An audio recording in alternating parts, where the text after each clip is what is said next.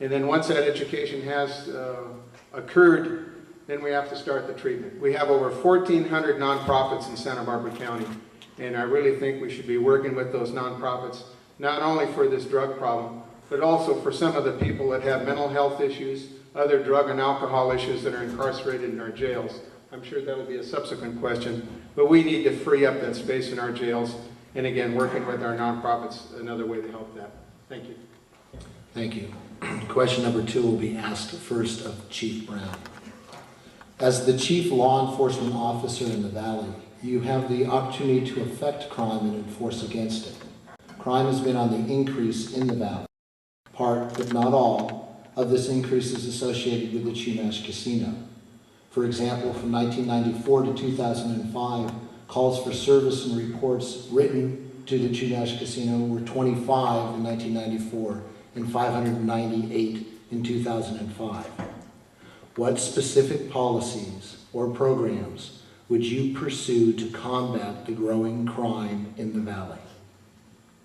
Well, first of all, I believe that the problem of increased crime that's associated with the Chumash Casino is in essence, a natural progression from the standpoint that there was no large entity like the casino before. There is one now. We have a tremendous number of additional people who come to this area now as a result of it.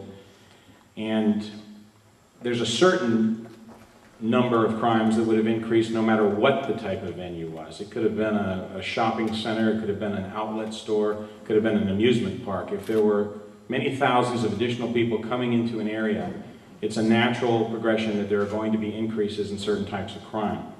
When you look at the increased numbers on the crimes that are here, they are certainly, they look very remarkable in the bar graphs and so forth. But I think what the story doesn't show is that there are some mitigation efforts that have gone on as a result of the casino.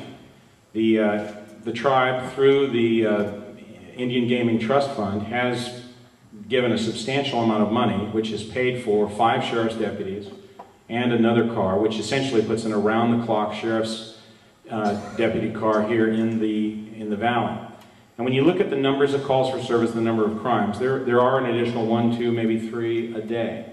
But again, I believe that that's offset to a degree. What really has to happen is that everyone in the valley and the tribe have to be willing to work together, to sit down. The tribe has to recognize that if it has something that is causing an increase in crime, it has a responsibility to help mitigate it. But the reality is the casino is here. It's not going to be going away. We have to work together effectively to try and make this area as safe as we can, and recognize that there is also some significant economic benefit that is reaped to the area as a result of the casino as well. Thank you. Former Sheriff Thomas. I remember when I started here that the area where the casino is was the Indian Territory, and it was fraught with poverty, spousal abuse. And I remember when they first started the gaming issue that people raised themselves up, the kids were going to college. They did a lot of good. And I think from that standpoint, there's been a positive benefit. But with that comes a tremendous amount of crime. With the gaming that we have, it draws people from all over Southern California, not only in their own vehicles, which makes another whole issue as far as difficulty, but also even coming in buses. The problem is that 5 deputies equal 1 deputy. You need 5 people to have 1 position. 1 position to handle the increase in crime in the valley is like putting a Band-Aid on a hemorrhage.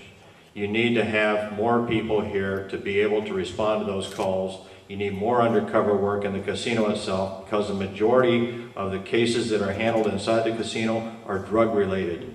We've had deputies in there before. Some of them have been asked to leave and have been recalled. They need to be able to stay there. They need to be able to work the criminal element, and you need to be able to make people know that if they're going to come to this community, they're going to have to behave, or else they're going to be arrested and they're going to be put in jail.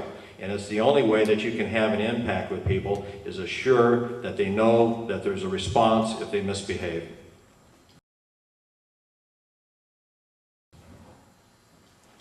Lieutenant Sheriff Arnaldi.